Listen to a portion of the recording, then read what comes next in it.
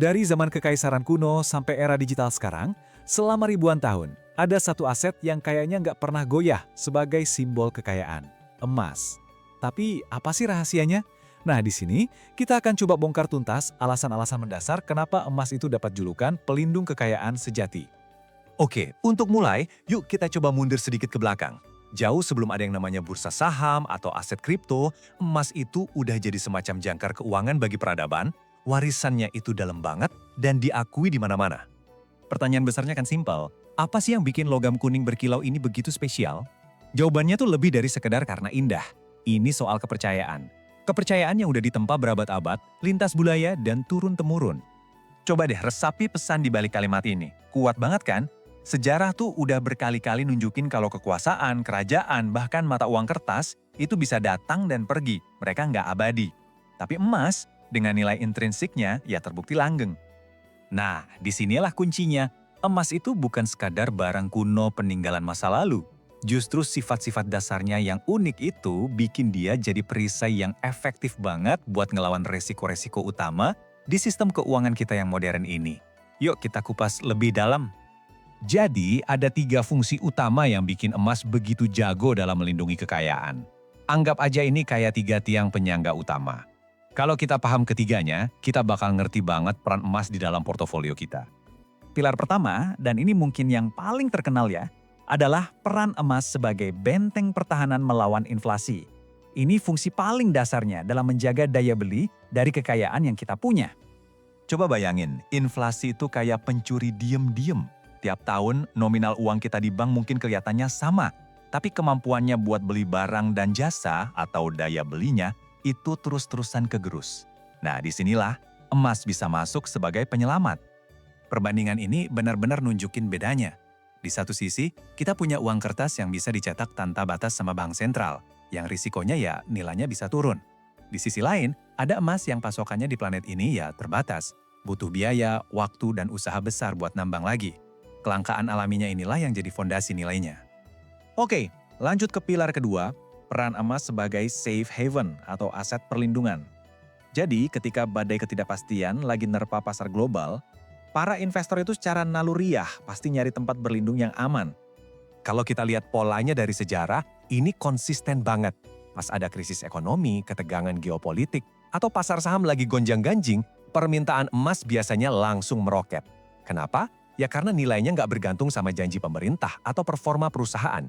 Nilainya itu berdiri sendiri dan diakui secara universal. Dan pilar ketiga, ini penting banget buat investor modern, yaitu peran emas sebagai alat diversifikasi portofolio. Anda pasti sering dengarkan nasihat investasi paling dasar. Jangan taruh semua telur dalam satu keranjang. Nah, disinilah kerennya emas buat diversifikasi. Harganya itu seringkali bergerak dengan korelasi yang rendah atau bahkan negatif dibandingin sama saham. Artinya, pas portofolio saham Anda lagi merah, emas justru cenderung jadi penyeimbang yang hijau. Ini ngebantu banget buat meredam gejolak dan menstabilkan nilai total aset Anda. Eits, tapi tunggu dulu. Penting banget buat kita lihat gambaran yang seimbang. Nggak ada investasi yang 100% bebas risiko, termasuk emas. Biar adil, kita juga harus periksa sisi lainnya supaya keputusan kita benar-benar bijak. Ada beberapa hal yang perlu diwaspadai nih. Pertama, harga emas itu bisa naik turun dalam jangka pendek. Kedua, beda sama saham, emas itu nggak ngasih dividen atau bunga. Terus, kalau punya emas fisik, ada biaya penyimpanan dan asuransi. Terakhir, harga jual kembali, terutama untuk perhiasan, seringkali lebih rendah karena ada ongkos pengerjaannya. Ada satu kondisi ekonomi spesifik yang perlu kita perhatiin. Jadi, ketika suku bunga real, itu artinya suku bunga bank setelah dikurangi inflasi, lagi tinggi, aset kayak obligasi jadi lebih menarik karena nawarin imbal hasil. Nah, dalam skenario kayak gini, pesona emas sebagai aset yang nggak berbunga bisa sedikit memudar. Oke, teorinya udah, risikonya juga udah. Terus, gimana cara praktisnya?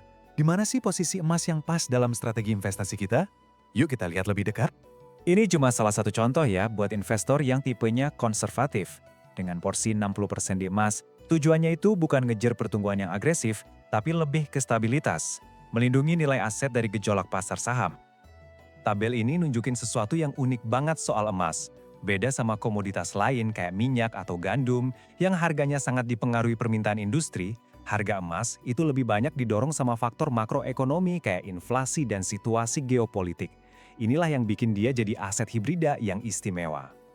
Jadi gimana strategi cerdas buat mulai? Pertama, tentuin porsi yang pas buat Anda. Umumnya sih disaranin antara 5-15% dari total aset. Kedua, pakai strategi dollar cost averaging. Jadi beli rutin, misalnya bulanan, biar dapat harga beli rata-rata yang bagus. Ketiga, jangan lupa lakukan rebalancing atau penyeimbangan ulang secara berkala, biar alokasi portofolio Anda tetap sesuai rencana awal. Oke, kita sampai di kesimpulan. Cara terbaik buat ngelihat emas itu sebenarnya bukan sebagai mesin pencetak uang, tapi lebih kayak polis asuransi untuk portofolio keuangan Anda. Kutipan ini benar-benar nangkep esensi emas dengan sempurna.